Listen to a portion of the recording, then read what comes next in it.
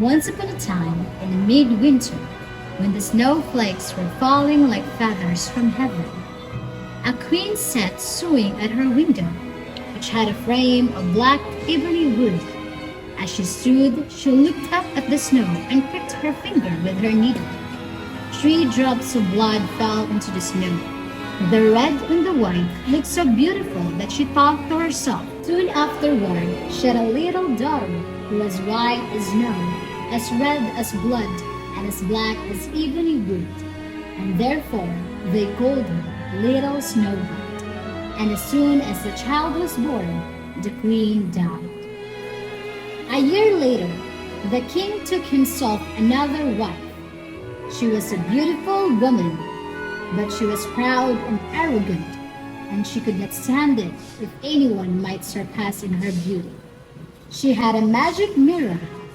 Every morning she stood before it and looked at herself and said, Mirror, mirror on the wall, who in this land is fairest of all?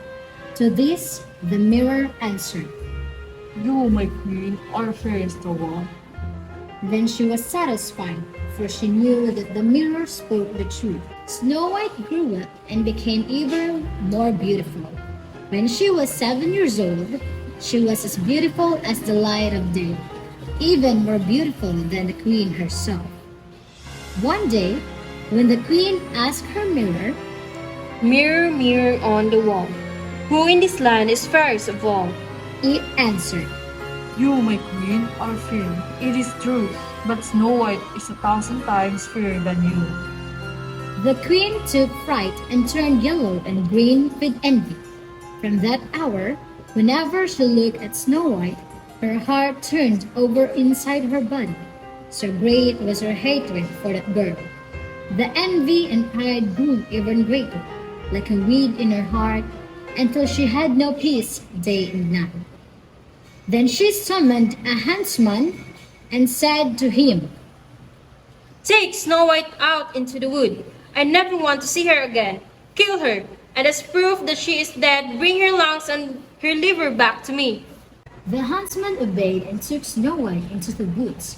He took out his hunting knife and was about to stab at her in her innocent heart, but she began to cry, saying, Oh dear, huntsman, let me live. I will run into the wildwoods and never come back. Because she was so beautiful, the huntsman took pity on her and said, Run away, you poor child. he thought, The wild animals soon before you anyway. but still it was as white if a stone had fallen from his heart, for he would not have to pity. Just then, a young boar came in running by. He killed it, cut out its lungs and liver, and took them back to the queen as proof of Snow White's death.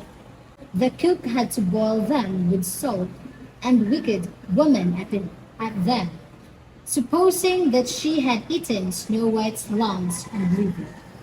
The poor child was now all alone in the great forest, and she was so afraid that she just looked at all the leaves in the trees and did not know what to do.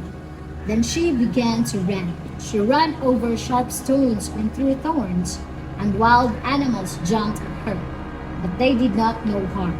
She ran as fast as her feet could carry her, and just as evening was about to fall, she saw a little house and went inside in order to rest.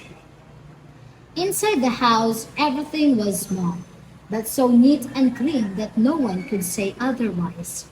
There was a little table with a white tablecloth and 7 little plates, and each plate had a spoon, and there were 7 knives and forks and 7 mugs as well.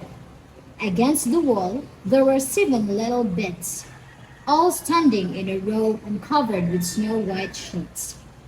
Because she was so hungry and thirsty, Snow White ate a few vegetables and a little bread from each little plate, and from each mug she drank a drop of wine.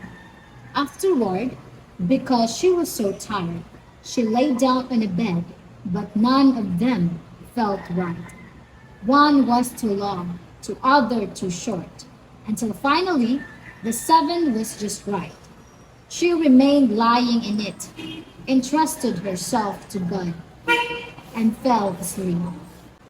After dark, the masters of the house returned home. They were seven dwarfs who picked and dug for ore in the mountains.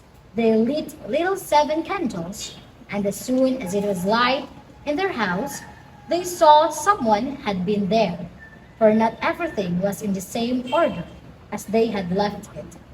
The first one said, Who has been sitting in my chair? Who has been eating from my plate? Who has been eating my bread? "Who has been eating my vegetables?" Who has been sticking with my fork? Who has been cutting with my knife?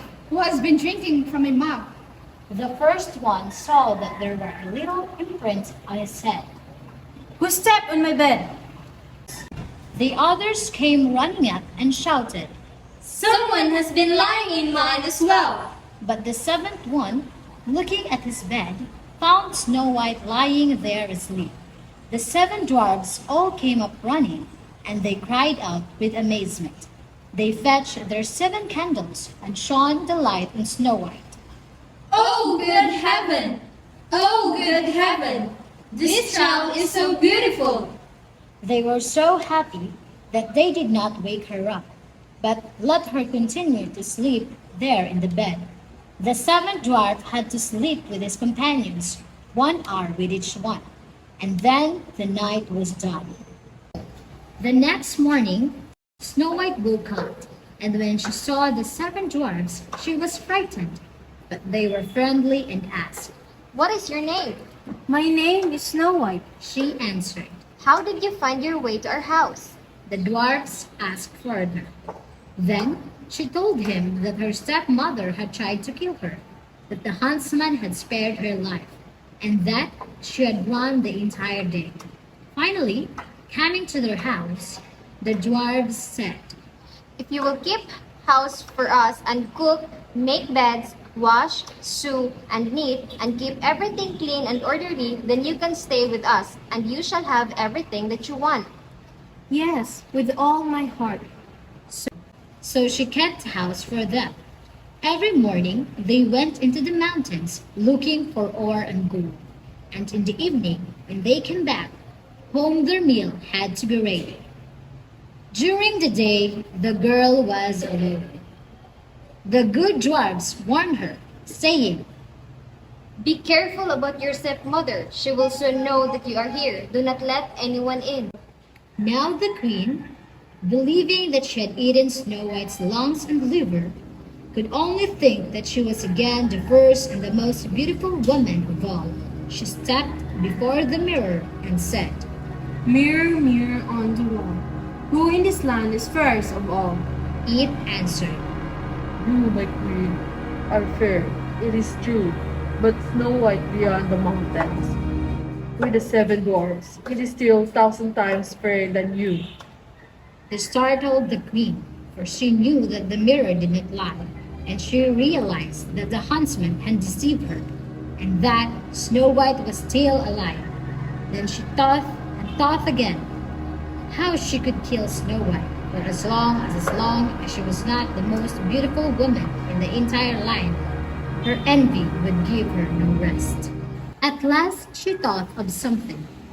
Coloring her hair, she disguised herself as an old fiddler woman so that no one would recognize her. In this disguise, she went to the house of the seven dwarfs.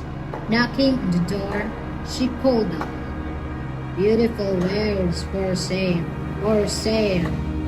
Snow White peered out the window and said, Good day, fair woman. What do you have for sale? Good wares, beautiful wares, she answered. Bodice laces in all colors. And she took out that was braided from colorful silk.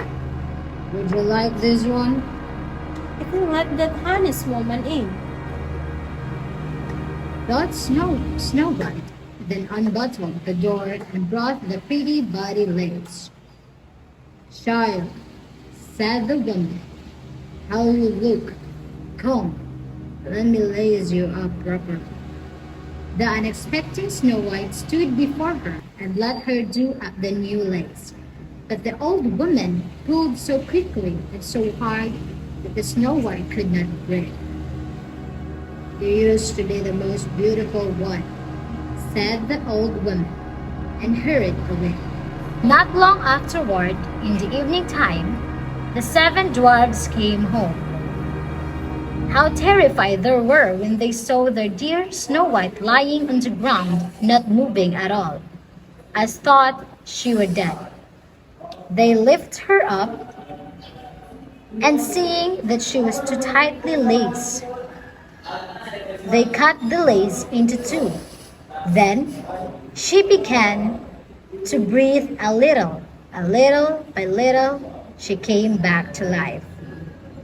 When the dwarfs heard what happened, they said, The old peddler woman was no one else but the godless queen.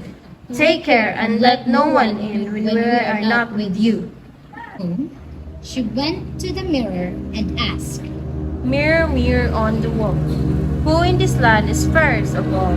The mirror answered once again, You, my queen, are fair, it is true, but Snow White beyond the mountains, with the seven dwarfs, it is still 1,000 times fairer than you. When she heard that, all her blood ran to her heart because she knew that Snow White had come back to life. This time, I shall think of something that will destroy you.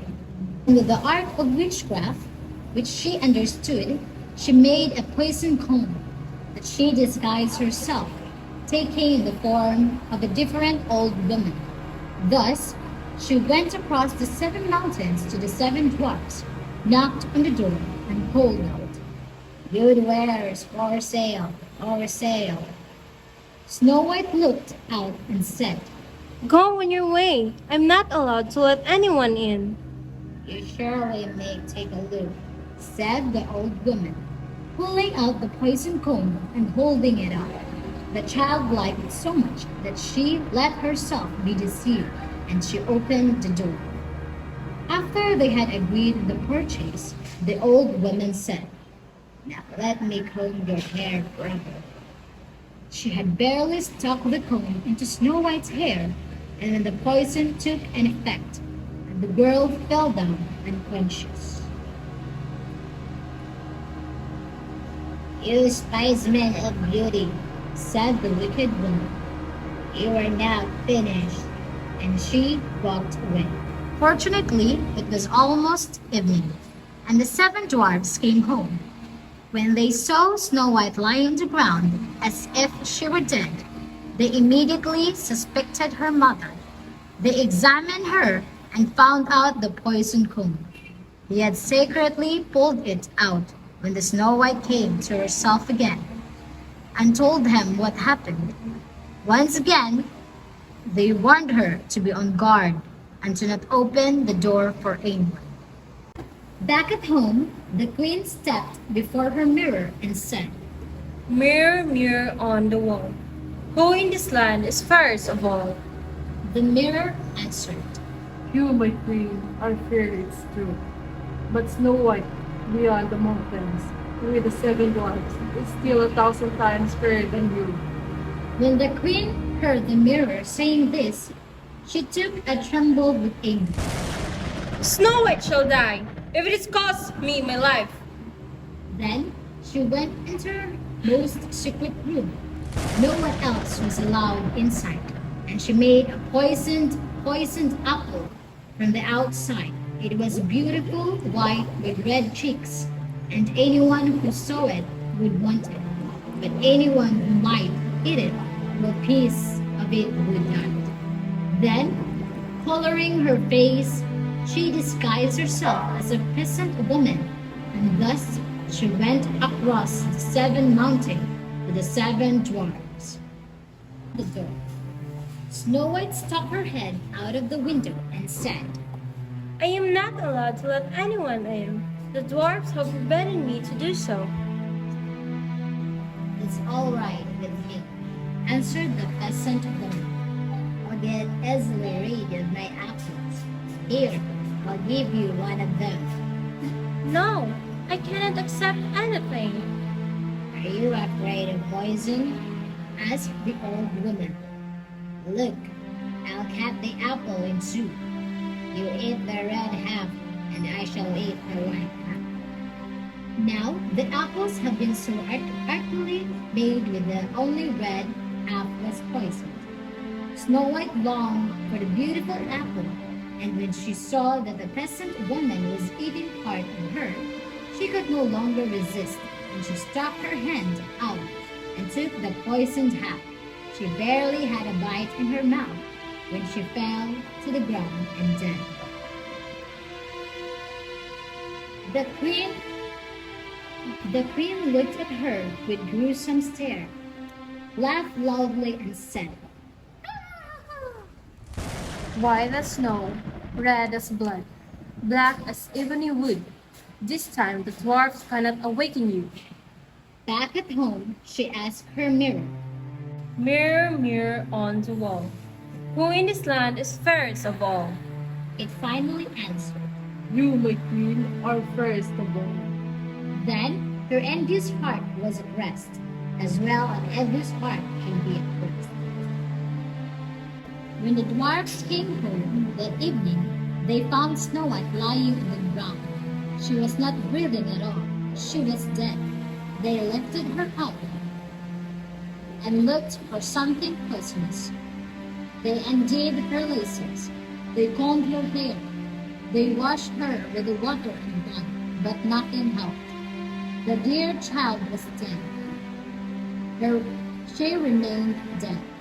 They laid her in the bier, and all the seven sat next to her and burned for her and cried for 3 days. They were going to bury her, but she still looked fresh as a living person and still had her beautiful red cheeks. They said, We cannot bury her in the black earth. and they had a transparent glass coffin made, so she could be seen from all sides. They laid her inside with golden letters wrote on her name, and that she was a princess. They put the coffin outside on a mountain, and one of them always stayed with it and watched over her. The animals too came and mourned for Snow White. First an owl, then a rabbit, and finally a dog. Snow White lay there in a coffin a long, long time, and she did not decay, but looked like she was asleep, for she was still as white as snow, as red as blood, and as black-haired as evening wood. Now it came to pass that a prince entered these woods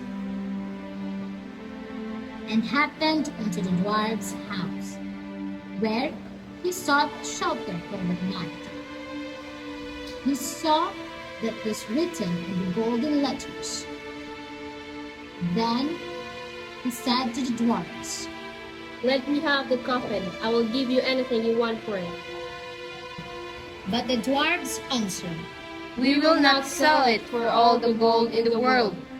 Then he said, Then give it to me, for I cannot live without being able to see Snow White. I will honor her and respect her as my most cherished one. As thus spoke, the good dwarfs felt pity on him and gave him the coffin. The prince had his servants carry it away by their shoulders. But then it happened that one of them stumbled on some brush and is dislodged from Snow White's throat the piece of poisoned apple that she has bitten off. Not long afterward, she opened her eyes, lifted the lid from her coffin, sat up, and was living again. That's heaven, where I am. She cried out. The prince said joyfully. You are with me. He told her what happened, and then said, I love you more than anything else in the world. Come with me to my father's castle. You shall become my wife. Snow White, and she went with him. Their wedding was planned with great splendor and majesty. Snow White's godless stepmother was also invited to the feast. After putting on her beautiful clothes, she stepped before the mirror and said, Snow White's godless stepmother was also invited to the feast. After putting on her beautiful clothes, she stepped before her mirror and said, Mirror, mirror on the wall, who in this land is fairest of all? The mirror answered, You, my queen, are fair, it is true, but the young queen is 1,000 fairer than you. The wicked woman uttered a curse, and she became so frightened that she did not know what to do. At first, she did not want to go to the wedding, but she found no peace. She had to go and see the young queen. When she arrived, she recognized no one, and terrorized, she could only stand there without moving. The wicked woman uttered a curse. She became so frightened that she didn't know what to do. At first, she did not want to go to the wedding, but she found no peace. She had to go to see the young wedding. When she arrived, she recognized Snow White, and terrorized, she could only stand there without moving. Then, they put a pair of iron shoes into burning coals. They were brought forth with tongs and placed before her. She was forced to step into the red hot shoes and dance until she fell down.